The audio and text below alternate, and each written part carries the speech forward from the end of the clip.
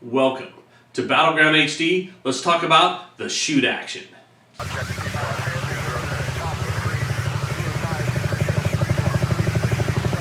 So what we have here is a little scenario to help explain a shoot action. This American is active. He's going to go ahead and take a shoot action against the Viet Cong over here.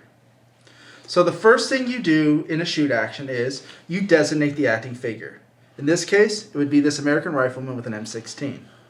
Then you designate the target figure. This has to be the closest enemy figure unless otherwise specified by another rule. So in this case, it would have to be this Viet Cong soldier here.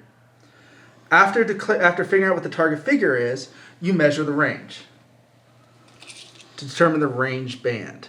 So in this case, this American is slightly over 6 inches, so the range would be 7 inches. You then look at the weapon card, and the M16, the effective range band is anything over 2 and up to 17 inches. So this American's M16 is at effective range, which does not confer a modifier to the attack roll. After figuring out the range to the target figure, you now determine the target group. The target group can be this is a helpful tool in determining the target group.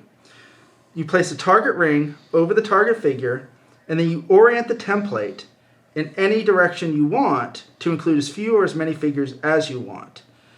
In this case, if you were to try to include this figure, he is an ineligible target. It would not be included in the target group because he is out of line of sight of the American. So the American's going to go ahead and opt to shoot for both of these figures right here because he can see them both.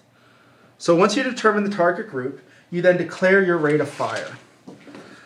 So the American wants to be a little more effective than firing standard, so he's going to take a burst action. The burst rate of fire confers a +3 modifier to the attack roll. While this is a disadvantage, it does generate more attack dice. So once the rate of fire has been determined, you now make the attack roll and apply any relevant modifiers. So this is a 16. The American D5 here has a fieldcraft of 10. So because we have 16, we add 3 for the burst rate of fire. This means that the total attack roll is a 19.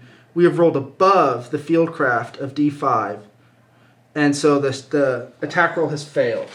That doesn't mean the attack roll won't generate attack dice. It just means the attack was less effective. So on the M16, if the attack roll failed but not critically failed, you generate 1 white attack die. In this case, this would make up your entire attack pool. The defenders don't get any defensive dice because they're not prone in terrain, don't have any body armor, so on and so forth. So now we're just going to roll the attack die. We got a pin, so there was an effect. We're going to go ahead and all effects are randomly applied to the figures in the target group. So we're going to roll. This guy's going to be low. This guy's going to be high. Rolled a 4. So this first figure took a pin. Now let's pretend that the attack roll was successful. Let's pretend our American rolled the 4 right there. All right? And if you add the +3 for the burst rate of fire, this is a 7, which is equal to or less than the fieldcraft for D5, which is 10. So because the attack roll was successful, you now get to generate the ARS column for the M16 for the burst rate of fire, which would be 2 white dice, 2 orange dice, and 1 yellow die. Now let's also say that these VC were prone.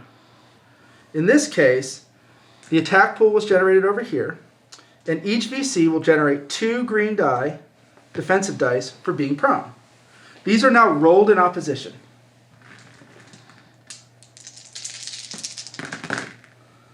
That's a really good defensive roll. These VC are living a charmed life for sure. All right, so now the VC player gets to decide how he wants to block these effects. You'll notice at the bottom of each effect there are pips. This is how many defensive dice pips it takes to block that effect. So in this case, the VC will spend 2 to block the heavy wound effect. Then they're also going to spend a further 1 to block each one of these break checks, leaving only 1 break check left to be applied to the group.